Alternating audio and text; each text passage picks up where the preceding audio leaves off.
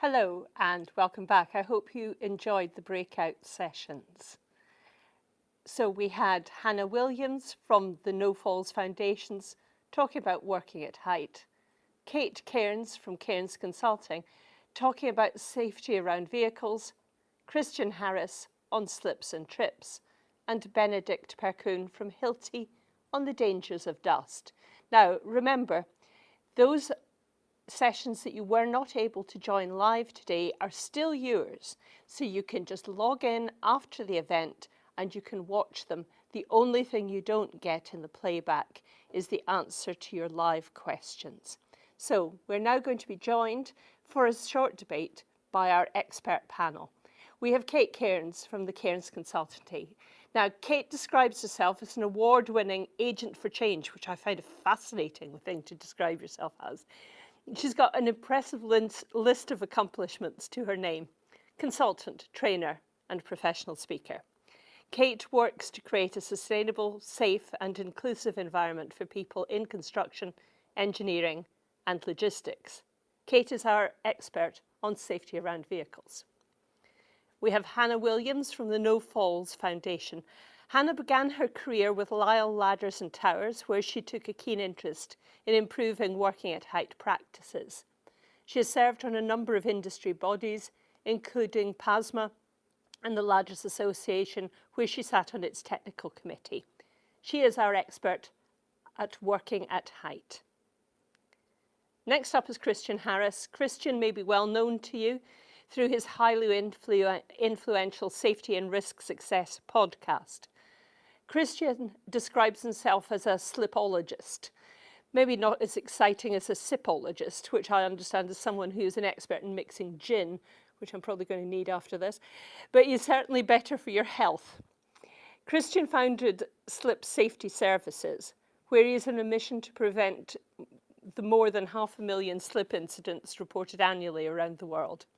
Christian is our expert on slips and trips. And finally, we have got Benedikt Perkuhn, who is a health and safety manager with Hilti in Britain and Northern Europe. Benedikt is an expert in health and safety in construction, including the Hilti portfolio of products that reduce the risks from dust. That's both at source and the things that clean the air afterwards. He also takes a keen interest in harm and the harm arm vibration issues and those things that cause musculoskeletal problems. So Benedikt, our fourth member of our expert panel, is here to talk about the mitigation of dangers of dust. So, ladies and gentlemen, thank you very much for your time today. We're calling you the Big Four Industry Expert Panel. And one of the things that we wanted to highlight in this session are those risks which we know to be the major causes of accidents in the construction sector, but they're also those which seem to be persistently troublesome when it comes to trying to bring those numbers down. You look at the figures year on year, the numbers may go up and down a bit, but the big four stay resolutely the same. So may I start with you, Christian? Why do you think we're failing to tackle the big four? Thanks, Leslie, and good to be here on the panel with everybody. I think that it's a mindset thing. I believe that we have the technical knowledge and ability, but I think whether it's the mindset of the people at the top of the business, whether it's the mindset of the safety managers somewhere in the middle, or whether it's a mindset of the people on the shop floor kind of doing the do, I think that it's just a mindset problem here. These things are all not 100% preventable. We can make big strides in reducing them. And I think it's about trying to win hearts and minds to encourage people that it's worth doing so. Okay, Hannah, have you got any thoughts on that?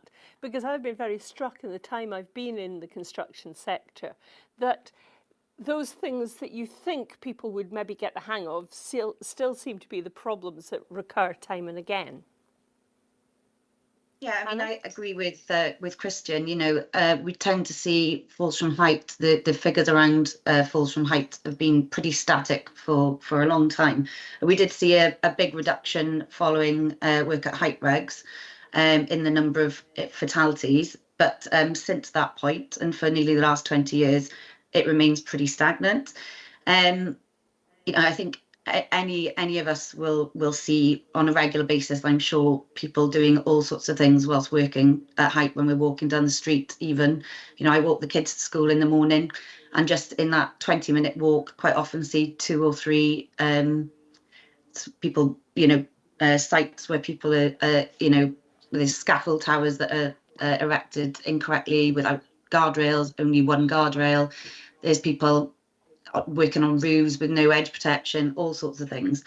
And I think, you know, to really sort of change things, we've got to look at people's behaviours and people's attitudes and the culture, certainly around work at height and definitely within construction. And certainly with the small businesses and the micro businesses as well. And we need to look at what we can do to try and change those behaviours. Which is one of the projects that we're looking at now is a bit of a research project into exploring those behaviours and cultures and attitudes around work at height in particular, and what we can do to really influence them and change them. Thank you. Benedikt, dust is one of these things where often people, you often see people not wearing masks, not having the proper extraction kit around. But they also say it's a bit of a ticking time bomb and that a lot of the damage has already been done. Why do you think that it's still, even though pneumoconiosis is such a ghastly disease, why do you think people are so persistently unwilling to do something about it? Yeah, thank you for that question. I think it comes a lot down to PPE and some of these measures that are available to prevent the risk, to reduce the risks, being seen as a bit of a nuisance. The health and safety culture in a lot of organizations might not be at that level yet, and there might be some training need when it comes to actually informing about the risks involved, the potential consequences of working without those measures available to prevent the dust exposure. So I think it's just that constant element, human element of making sure people are trained, they're aware of the consequences. The culture, the organizational culture supports that, and really making sure that the humans are the ones that are responsible for their own actions. And you've got this constant reminder between colleagues, between teams, where they be like, hey, have you not forgotten about using this and that equipment for this and that reason? That's where I see the biggest potential in this area. Thank you. Kate, coming to you, APS is a champion for clocks, so we're acutely aware of trying to mitigate dangers around vehicles on site. And I know originally that was an initiative of Boris Johnson when he was mayor for London, because he thought that site traffic was maybe causing trouble for cyclists actually out on the public roads.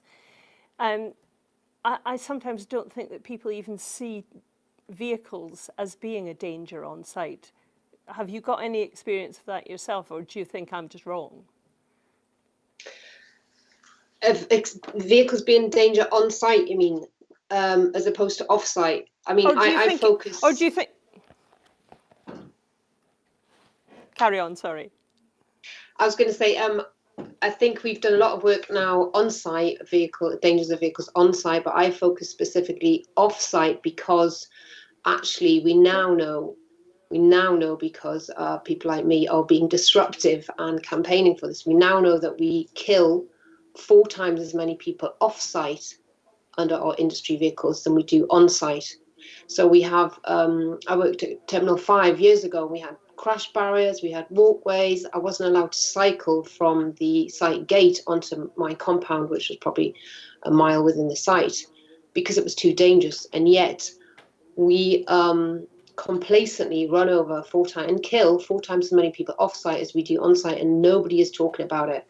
And when we when we introduced the clock standards, we did research which carried out by TRL, the Transport Research Laboratory, which found out what I already knew from my own experience, and that we've got a huge discrepancy between on-site safety, how we manage on-site safety, or culture on-site and off-site safety, and we just don't consider the risk that we pose off-site. So that's traditionally been, and someone asked a question in one of the groups there about legislation. So the HSE has jurisdiction within the site boundary, health and safety at work. And then beyond the site boundary, that goes to the police, who are not educated, competent, experienced about the dangers of our industry vehicles. They don't know about the huge blind spots where 17 cyclists can be completely invisible in front of a legally compliant HGV. They don't know about safe urban driver training. And these are all measures that our industry, we can put in place to reduce the risk that we pose. But we've got this discrepancy between legislation and best practice. And that's where clocks comes in. It's a voluntary national standard, which is being copied in Australia. New York City are learning from us. It's a voluntary industry standard that helps us manage that risk. So we've done all the work now. We've done this work over 2, 3, 4 years since, well, 2013, actually. That's 10 years. So now we just need the leadership and the understanding to apply that standard, embed it and put it in place. I just as an aside to that, I noticed this morning in the news that we're going to be allowing longer vehicles, commercial vehicles on the road. Do you think that's going to pose a problem? Because presumably the longer the vehicle, the more of a blind spot you may actually incur. Yeah, that's a really good point. And the arguments put forward are that it's more efficient, we'll have a longer vehicle, so therefore we need fewer of them. That's akin to the argument that let's build wider motorways because then we have less congestion. All that happens is we fill up that space. And I actually campaigned against those longer vehicles for exactly that reason. There are huge blind spots. They're cumbersome. Maybe they have their place on motorways, but certainly not in cities. And the research we did with clocks was that those vehicles that are designed for off-road, the high cabs with really poor visibility, they're actually only used off-road for 2% of the time.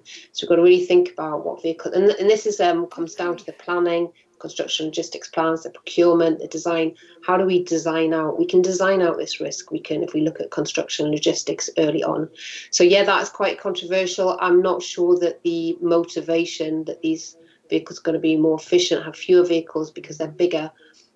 I honestly don't believe that. I think we're just going to have more bigger vehicles. So I think that's actually a retrograde step.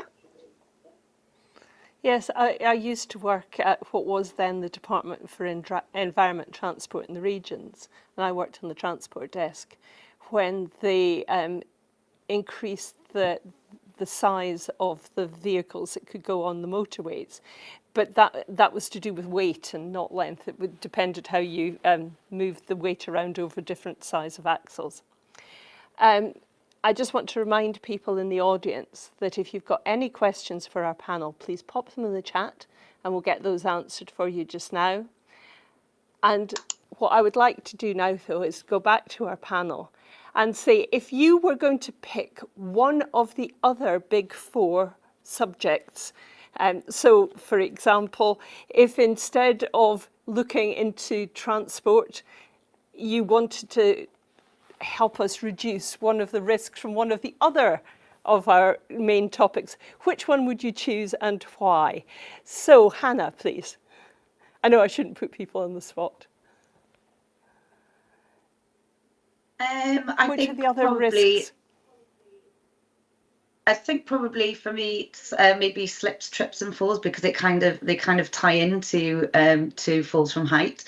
I believe HSE Science have done quite a bit of research, and they think that actually slips can be one of the main causes of falls from height as well. So it'd be interesting to see how those actually tie in together. Okay, Christian? Yes, that you're absolutely right on that point. Slips are a cause of falls from height very often. Perhaps surprisingly, although maybe not if you listen to my session, I would go for vehicular accidents, only because I was actually run over by a car that lost control and mounted the curb and ploughed into me. And that's actually why I'm involved in safety. So, albeit I work in this very different area now, that would be probably where I would focus. And Benedikt? Me, it would be hand-arm vibration. I mean, in construction, demolition of walls, demolition of buildings it goes hand in hand with vibration, vibrating power tools, and hand-arm vibration syndrome here poses a huge challenge in the industry, really. And I think that's where a lot of focus should go, which is from our point of view, it's a huge topic that we focus on as much as possible when it comes to product development, and really making sure that the hand-arm vibration is minimized, which in turn also then supports productivity, because you can then work for longer until you reach exposure activation levels. So for us, vibration is definitely right up there. Thank you very much. Kate? Yeah, I feel a bit naughty, because I often kind of compare slips, trips and falls, which are regulated under RIDDOR. We have a legal requirement to report a little slip and a fall, and yet we can run someone over and they can die, and we don't have a legal requirement to report that, even count it or do anything about it. So that juxtaposition for me is really interesting. How do we get so good at legislating on-site for slip, a trip, and yet we've got that discrepancy? So, but thanks, Chris, for your comment. It's amazing how many people I talked to and actually been affected by road death. And I never call it an accident. I call it a road death, crash, collision, incident, because these aren't accidents. There is culpability and we can do something about it. But I suppose I think of the four dust. I think it was the fourth one. I haven't watched them because I've been in my group, but air quality is massive, and there's a lot of talk about, electrification. Electric vehicles are going to solve all our problems, but actually one of the biggest air quality problems, and I talk about Ellie Kissy Deborah in my speech, she was one of the first persons, young child who had air quality quoted on her death certificate. Actually, the biggest pollutant is dust particulate. It's not end of pipe, it's particulates. And so I think dust, air quality, massive number of deaths every year to air quality. So I think that's my secondary issue, obviously related as well to reducing. If we became more efficient with our vehicles, we have fewer vehicles, we have less particulate pollution. One of the questions we've had coming in is around the perceptions and how you change those. Now, I was interested there, Kate, in the way that you said that you talk about fatalities, you talk about deaths, you don't sugarcoat it by talking about incidents and making it somehow or other a bit distant. How do you think we should go about making just your average guy or girl in the street see these as important issues and not being able just to hide away from them? I take your point on the language, but what else do you think that you could do? Benedikt, you are selling products, so it's your job to try and get that message across quite simply to people. What is it that you do that tries to influence perceptions of risk?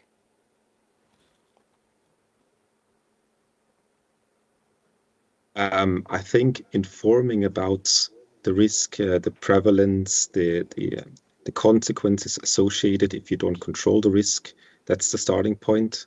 And really creating that awareness is a very valid point to really start at the problem. And then also we'd like to ask our customers, do you know someone who has suffered of XYZ?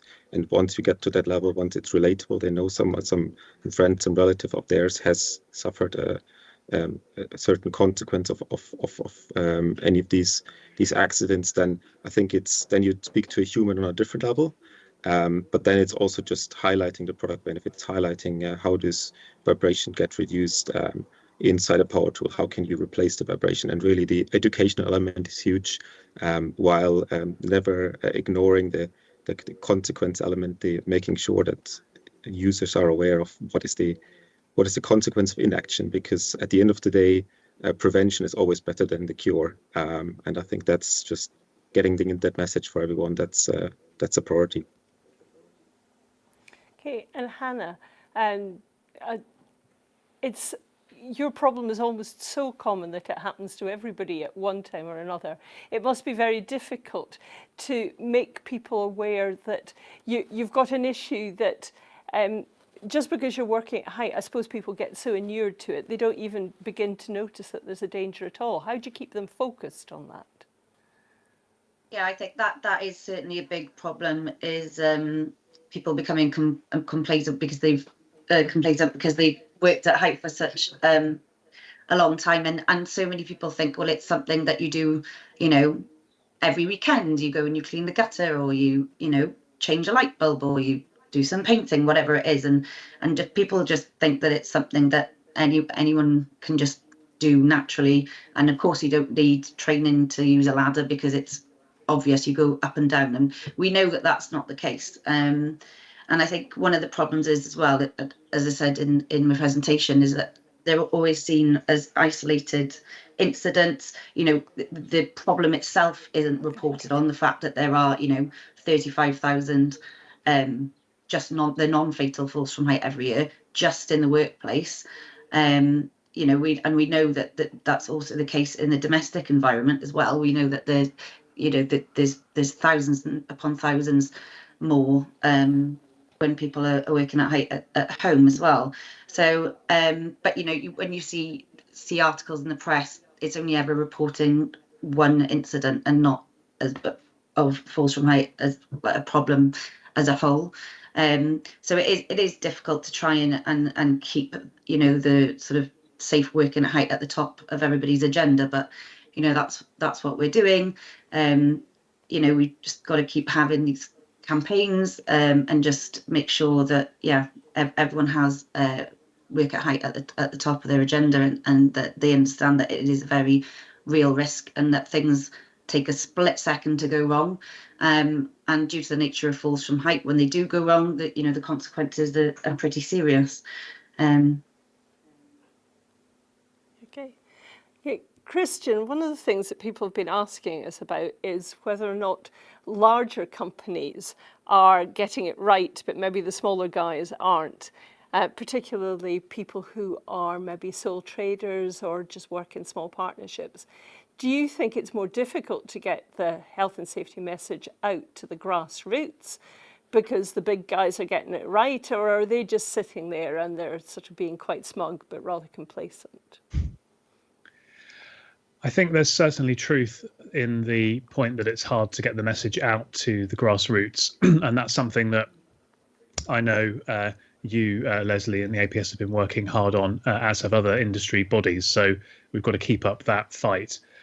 What I'd say about larger companies in my field is that it becomes difficult if you're thinking, for example, of, let's say, a large supermarket with thousands and thousands of sites to get sign-off for control measures. So there was recently a case where Morrison's were fined, I think, £4.5 million after somebody fell down some stairs. Now, that's not in my area, but actually the control measures they could have put in place would have been obviously a fraction of that for an individual site level. But if you start multiplying any of these numbers in terms of investments by thousands, it sort of can become a bit of an eye-watering thing.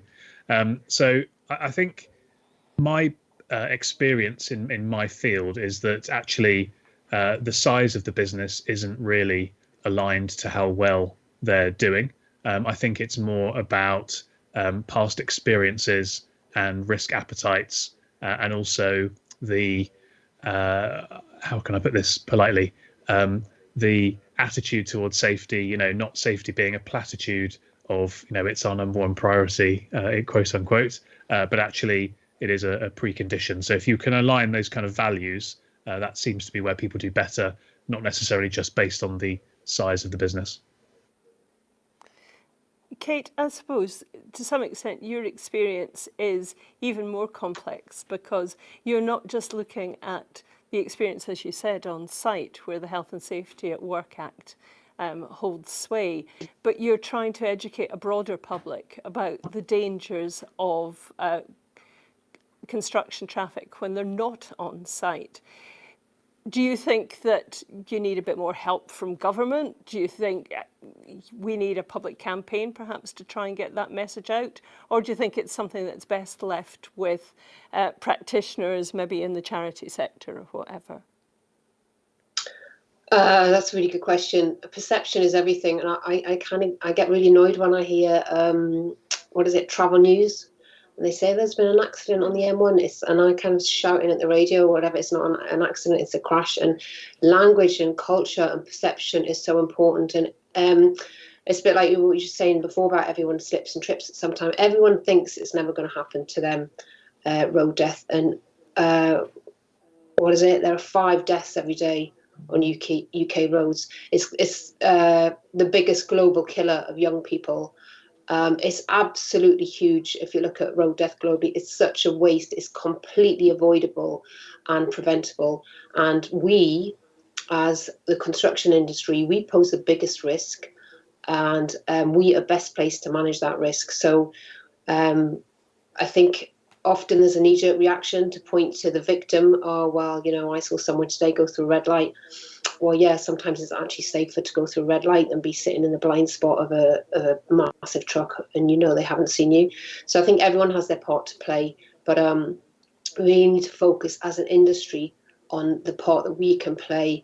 And when we tell little children at schools that, it's their job to be seen and it's very dangerous on the road, we're putting that adult responsibility on little children. So there's a difference between road safety, I find, and managing road risk. And I'm all about managing road risk, designing out risk, using all those risk measurement tools that we've talked about and applying that. But you mentioned Boris Johnson before. I just have to say he actually used